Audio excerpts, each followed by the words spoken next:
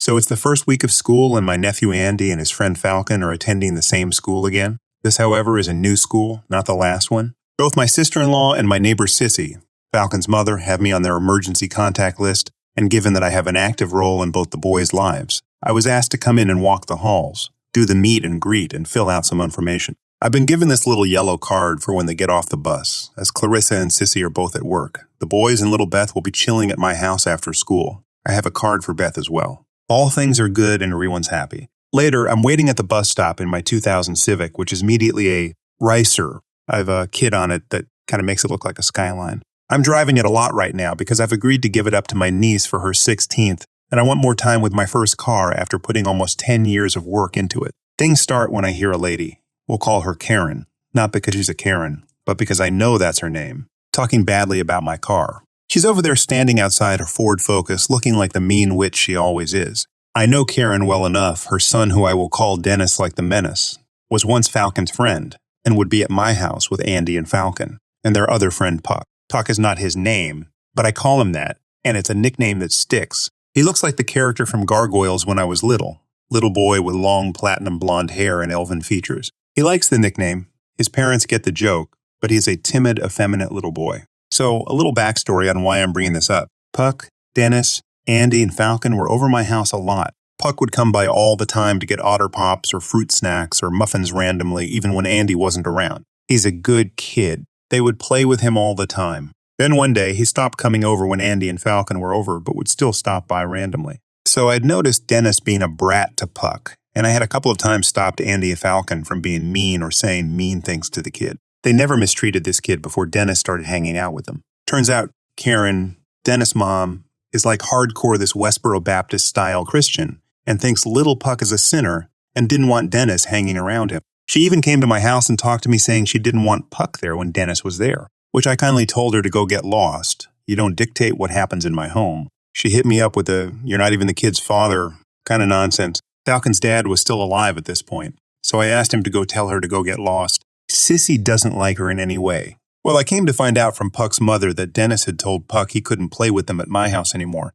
and Dennis had beat up Puck. I went to talk to Dennis about this later when he was at my house, and he said his mom told him it was okay because Dennis was a sinner and he was going to hell. These kids are not even 11 yet. So I went to talk to Karen, who was a real witch about it, like terrible, and I ended up saying that Dennis couldn't come back to my house. Also, I talked to Falcon and Andy about what Dennis did, has been saying, and talked to their parents. End result, neither Clarissa or Sissy wanted their kids to be around Dennis. Sissy didn't like Dennis because of all the trouble he caused in her house. This was just the final straw. So fast forward. Karen is giving me the stink eye, and I'm just ignoring her. The bus comes. Andy and Falcon get off. They come to the car. All the kids are fascinated by my car, and I hardly let the kids ride in it instead of my truck because, well, I worked all summer long back in 2006 to get those fancy seats and stuff. I usually don't even like to have little kids in it, but I'm cruising and we're going to go to Rita's today. Italian ice. A bunch of the neighborhood kids come up and they talk and act about the car. I'm letting them see the inside, though I'm wiping hands and whatever. I got a little thing on the front like Knight Rider. Yes, I'm nerd, but it's cool. Buses come. We wait for Beth's bus. She goes to a different school and eventually Dennis gets off the bus. He sees Andy and Falcon. He sees the car. He sees me. He comes over. Now I can be a jerk and tell the kid to get lost, but I'm not particularly venomous about the kid. He comes up and his mother comes quickly. He asks me if he can see the car. He's always been into it. I look at Andy and Falcon, who are like, not sure what to do, and I'm like, sure, Dennis, take a mask. Wipe your hands. I got a box of masks and gloves and hand wipes and stuff. Half of that nonsense was in the car before COVID, but, little kids can't be vaccinated and they got grubby little Cheeto hands. His mom doesn't like this. I hear her screech. What's going on? What are you telling him? He is actually cool about it. He says, "It's okay, Mom. He just asked me to wipe my hands and wear a mask. He's gonna let me sit in the front." She starts in with why does he have to wear a mask? The other kids aren't wearing a mask. I told her the ones who jumped in my car got a mask and had to wipe their hands. She then goes off about COVID and blah, blah, but then takes a turn when she says something in her tirade about me luring kids to me with my car, which I had to stop. Now Andy, my nephew, has been in the car many times. He knows that if you lift the thing in the back seat, there's a cooler down there, and so he goes for the snacks. He always does, while this crazy lady is yelling at me. After a moment of craziness and the boys munching on chips, Beth shows up. I'm so happy I close my doors, lock them, and go get her. I come back. Karen is still at my car waiting to fuss at me. Dennis is waiting to get into the car. I tell him maybe next time, because I just want to leave. He asks if he can have a snack. I look at his mom and she goes, "What, you're not even going to offer him a snack? You gave the other kids snacks." Technically, Andy gave Falcon, and the little Asian Indian kid, I don't know his name, snacks from my car if he didn't give Dennis one that was intentional. I know Andy, and he's a little thinker in the making. But I'm like, sure, fine. What do you want? We got chips and juice and some mini Snickers. All stuff I can't eat no more on my diet. But I keep my car and my shelves stocked. Gotta use that Costco card for something. Dennis does not want a snack now. He wants to get into the car. I think he thinks it's either or, like he can't do both. His mom snarls and tells him to get a snack. Then Beth asks if we're going to Rita's. And I say, yeah, we'll go to Rita's. And she says she hopes they have the birthday cake. Dennis goes, "Oh, birthday cake, can I go?" And I don't want to say, hey, you mini hate crime to kids, so Sissy and Clarissa don't want you around their kids, and I don't particularly like you, which would be the truth. Instead, I immediately get slick at the mouth and say, I don't think that's a good idea. Wouldn't want to lure you in with my car and the promise of treats. Looking directly at his mom, who then lays into me for not offering to take the kid, not 5 minutes after she said that nonsense earlier. She then starts talking loud and getting the other parents there involved. But this is my neighborhood, and most of these people know me, Andy and Falcon. And Dennis has been a little brat forever, and people are tired of Karen. So thankfully, the most unlikely person in the world spoke up. The old Asian lady was so sweet, I didn't think she spoke English, spoke it well. But she told her to shut up and take her bad kid home, and I heard that clear enough. Folks were laughing. She scowled at me, and I told Dennis he could sit in the front seat before he left if his mom agreed. Of course she didn't, called me a jerk and drug her kid off. After that, we went to Rita's and all was good, but I heard the kids talking about Dennis' crazy mom the whole time. I tried to stir the conversation away, talking about the first day of school and all that, but nope, they wanted to talk about Dennis and his crazy mom. So yeah, that's my experience with an entitled mom. Problem is, this is probably going to be a thing since we pick up the kids at around the same time. Throughout the rest of the week, she only glared at me from her punk car, and Dennis has arrived before Andy and Falcon since, so it's not been a huge deal. But I'm sure that woman's a ticking time bomb. After the last time I stood up to my mother when she threatened to discipline me, she seemed to get more wary that if he did try to attack me, it'd end very badly for her. So she mostly just yelled at me. She didn't lay a finger on me again until the events of wanting my house years later. I thought nothing of it and just continued with my usual routine of school and odd jobs. My 15th birthday was right around the corner and my dad presented me with an engine kit for my bike to help me get around town. He said I was better off saving for a car than a scooter and that would do in the meantime. I ended up agreeing with his logic and kept saving for a car. A few days later, though, I found a pamphlet for a military school while sweeping grass off the back patio after mowing the lawn. It was on the ground and under a chair near where my mom liked to sit and drink wine.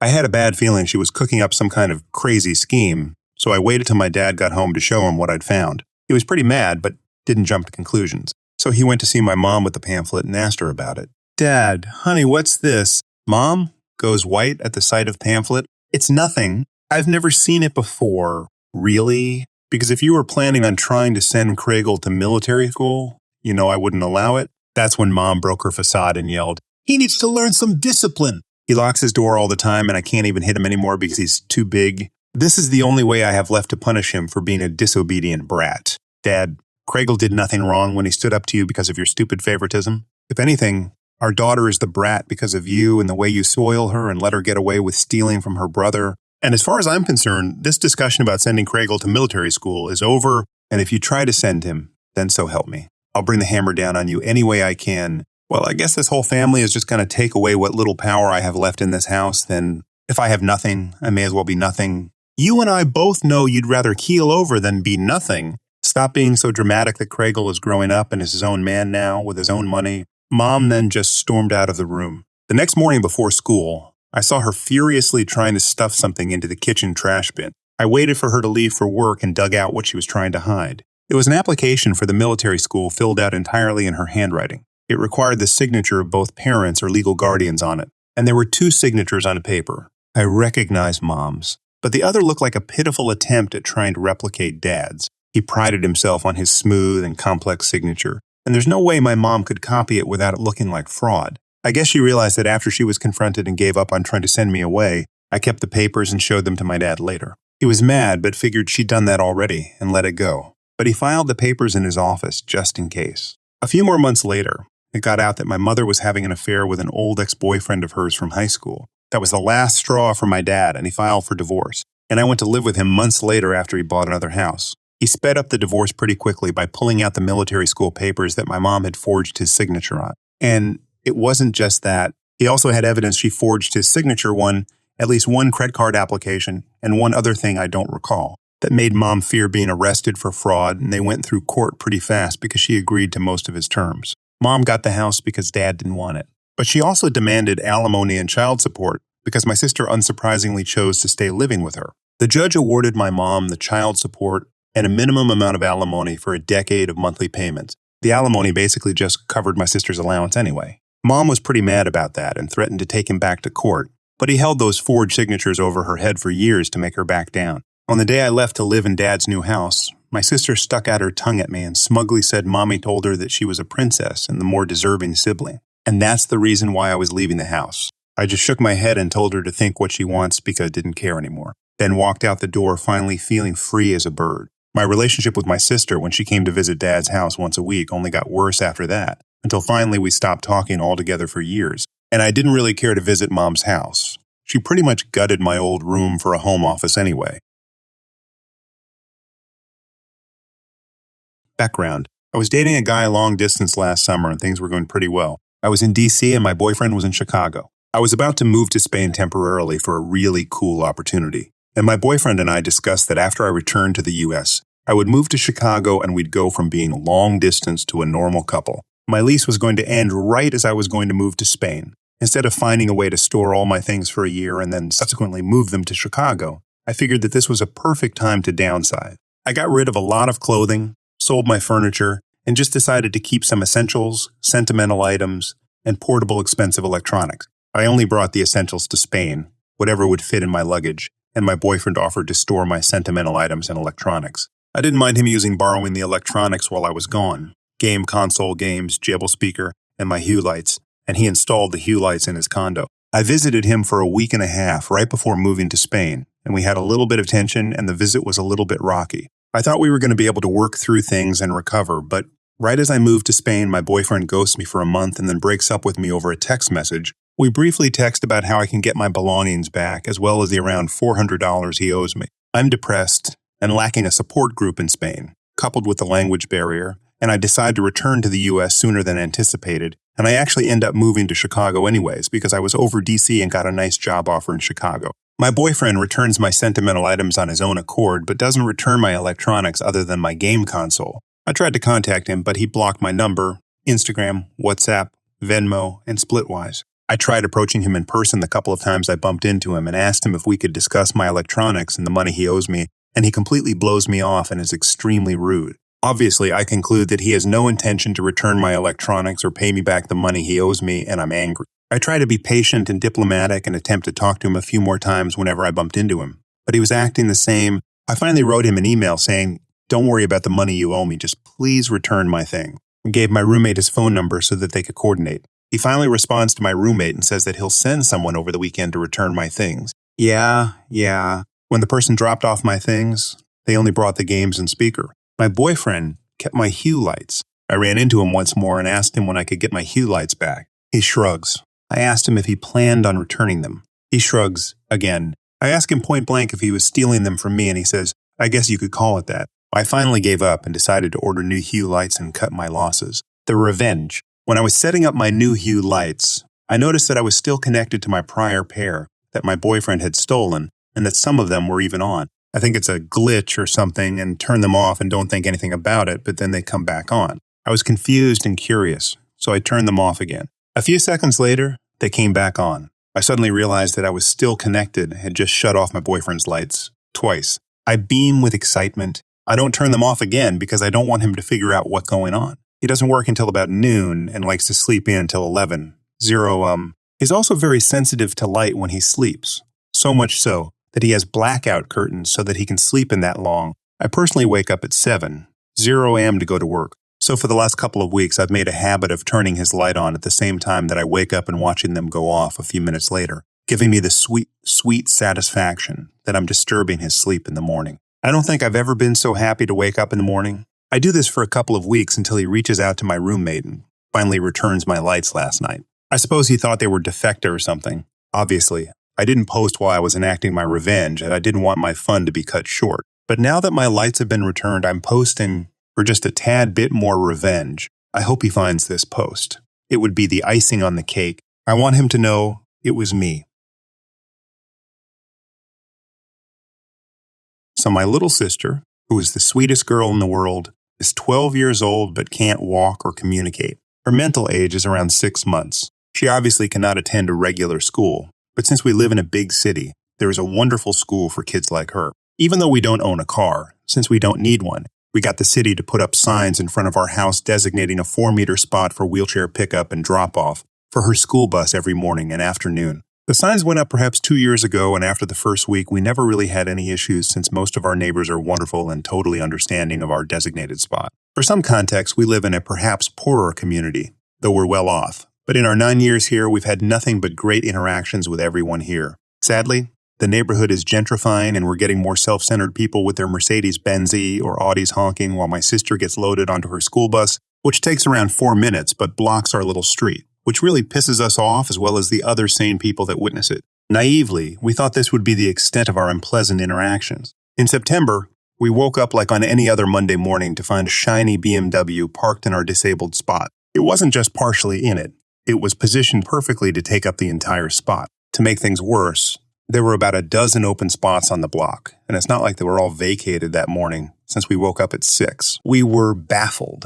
I'd seen this car many times since last July, and it was definitely the same car, since there aren't many burgundy sports cars in our neighborhood. It was usually parked about 20 meters south on our street, so we knew it belonged to a neighbor a few doors down. We did all the basics in this type of situation. We took a picture, took down the license plate, and called the police to report it. The cops came by within the hour and wrote a big fat ticket. I believe it was for $700, but don't quote me on it. Anyways, it was a significant amount. At around noon, a smug, angry guy came knocking on my door. I had the day off from school and was home on my own. It was obvious that it was the owner of the car, so I made a quick decision to record the conversation, or screaming match, on my phone. I opened the door, and before I could say a thing, the douchey lay into me.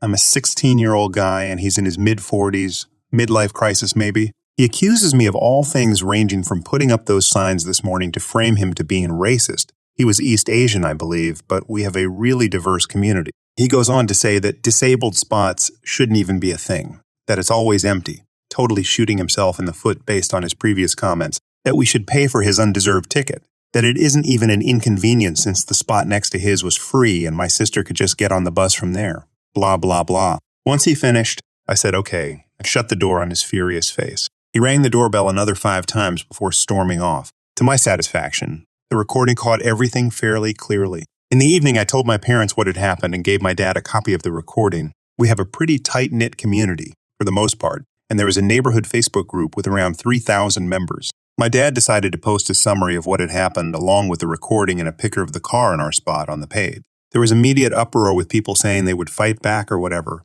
We were humbled by the feeling that our community was standing up for us, but we didn't think anything would come of it. The next day, I leave the house to go to school and walk by the guy's car, back in his normal spot, and notice that the front right tire was deflated. Upon closer inspection, it was slashed. As I said, our community is tight-knit, but I can't say I expected anything like this to happen. The guy must have seen the Facebook post because he didn't come back to our house to complain or accuse us of anything. The following weeks were sweet. Whenever I saw him in public, people would go up to him and remind him that he was a bad person. A bit harsh in my opinion, but they weren't my words.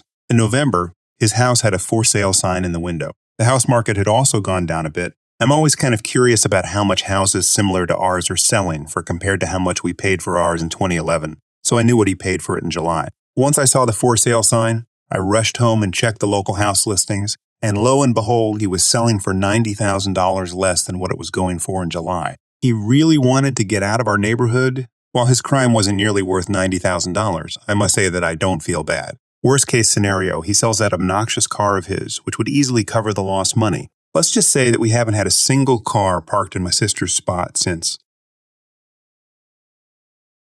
I used to work for a rainforest, named company several years ago that primarily focused on shipping and delivering packages and orders from their customers online. Specifically, I worked at one of the distribution warehouses that was the last stop for packages that were to be loaded into those blue vans that bring your new stuff to your front door. Big trucks would unload packages throughout the night to be sorted and prepped by the workers, and then the full bags of packages would be loaded onto vans in the morning to be delivered by the drivers to houses.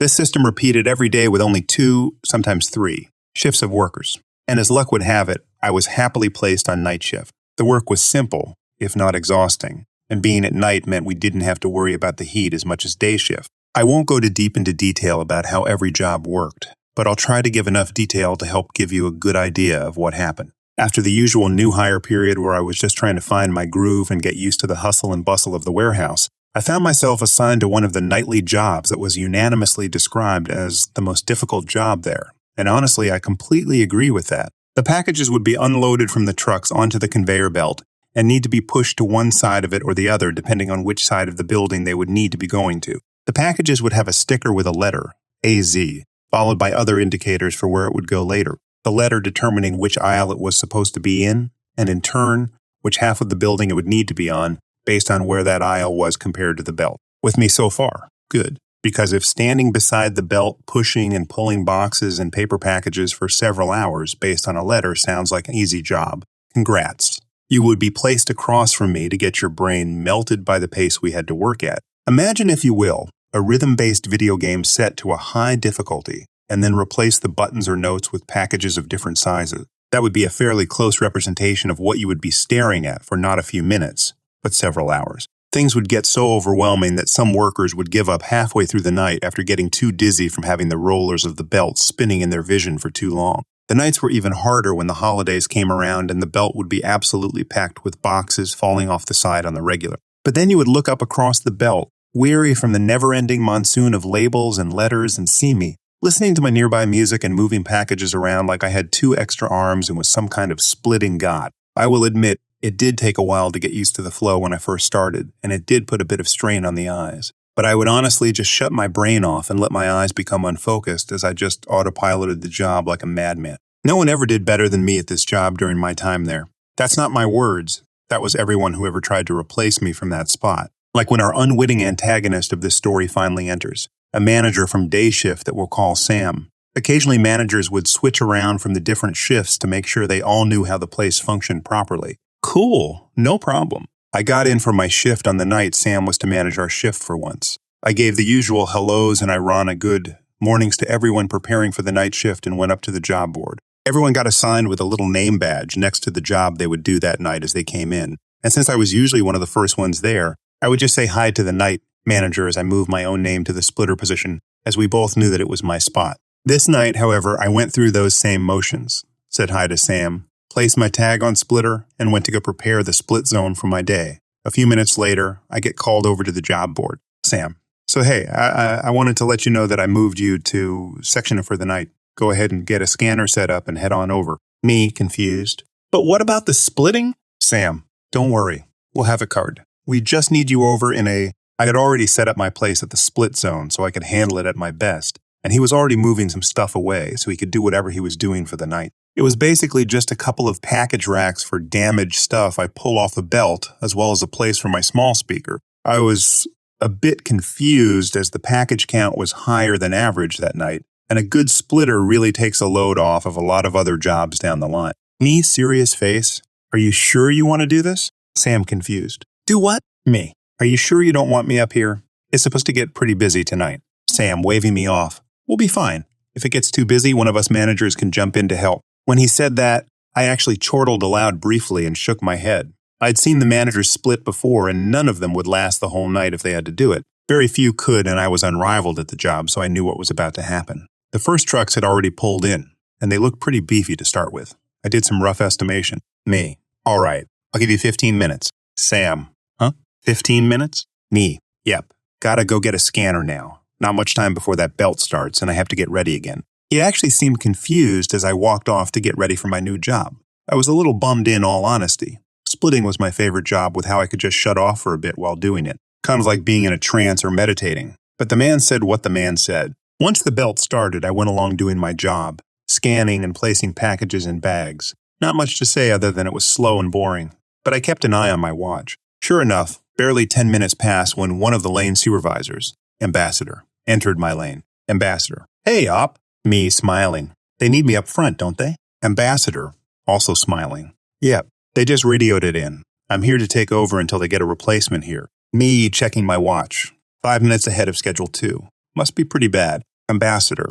They've already had to pull Jackpot back to the front twice. Me. Guess I'll go save the day. Jackpot was a term we used for any packages that reached the end of the belt without being sorted. They were put in a large container and wheeled back to the front to do the whole run of it again. I handed the scanner to her and quickly made my way to the split zone. It was absolute mayhem. I saw the poor replacement splitter and 2 managers, including Sam, trying to calm the monster that was this night's intake. Packages were falling from the belt. People were being buried to their knees, and Sam looked like his eyes were about to explode with how wide they had gotten. I took a deep breath and cracked my knuckles mid-stride as I moved to the front of the line. Me, I've got this. Get those packages picked up and put into a Jackpot. Sam, I'm going to need those racks back over here once it's cleared up. Other splitter, back up a bit and double. Check my work. There was absolutely zero room for debate, as everyone had no choice but to listen to what I said as I began to split the belt like I was conducting 3 orchestras at once. That 10 minutes I was gone took me another 20 to get things running smoothly again.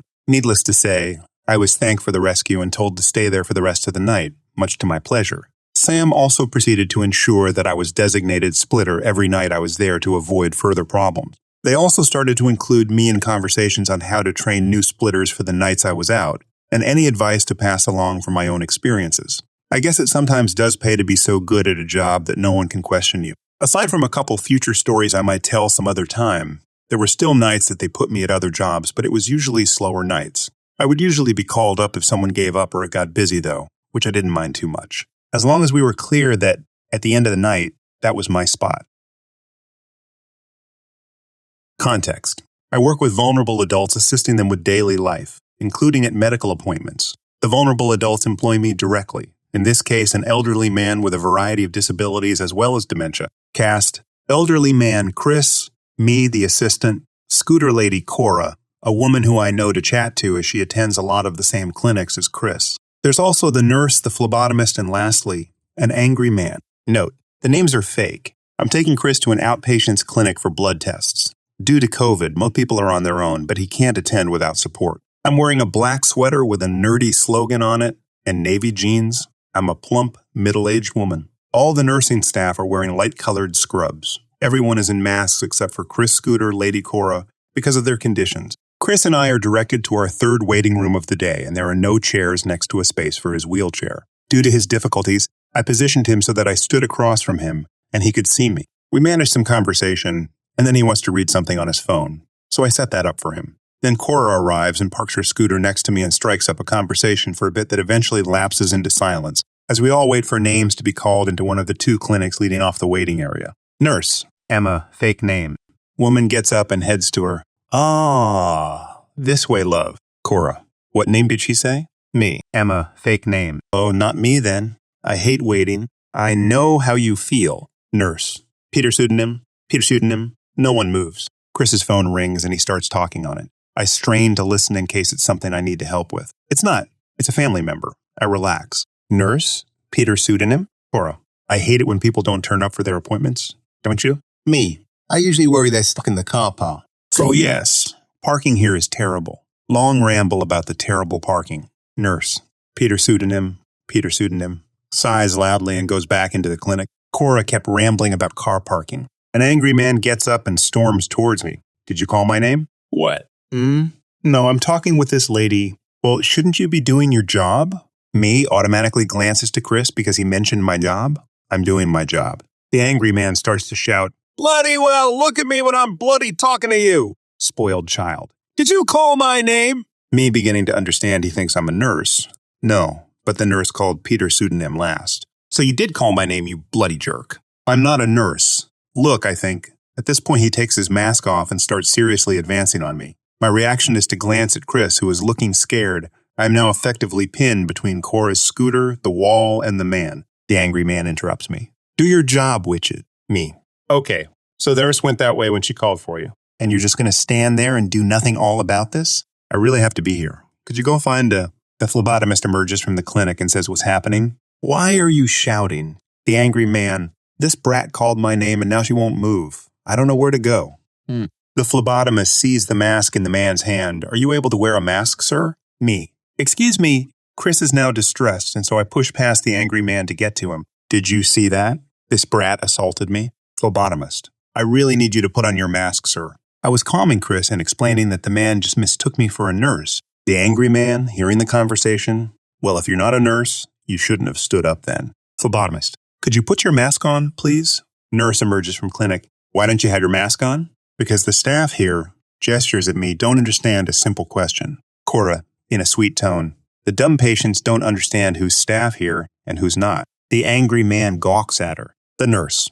Come with me. Leads him away. Phlebotomist. I need to go sanitize. There'll be a short delay. Heads off. Cora. I hate long waits. Chris. Me too. I go back to standing by the wall and hand sanitizing for all I'm worth.